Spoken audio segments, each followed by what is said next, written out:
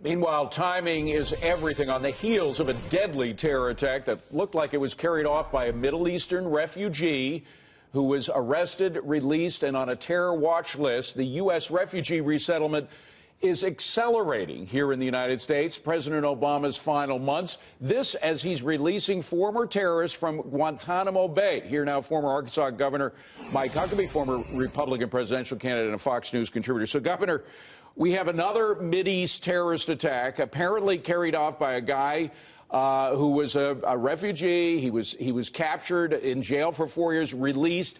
And in light of all that, the president is thinking of releasing more Gitmo prisoners and bringing in more Middle Eastern refugees. Can you make sense of that?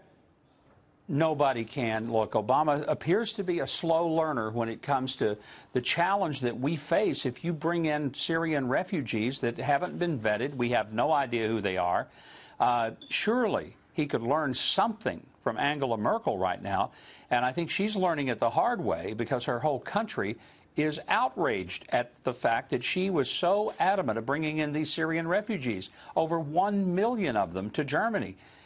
Most people in America, I think, especially right here at the Christmas season, realize that there is a lot of ways to celebrate Christmas, but bringing in people that could disrupt our families, our peace, that isn't one of them. And I thought Gitmo was down to the hardest of the hard in terms of the evidence against the suspects. I know they're all considered suspects because there hasn't been a criminal trial there, but still, if you're releasing anybody from Gitmo now, there's good evidence that they're terrorists.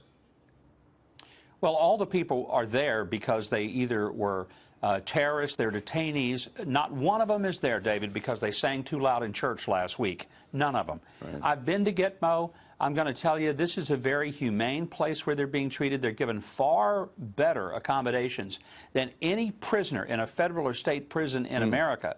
But let's remember why they're there. They're not there for any other reason other than they are suspected of either killing Americans or plotting to kill Americans.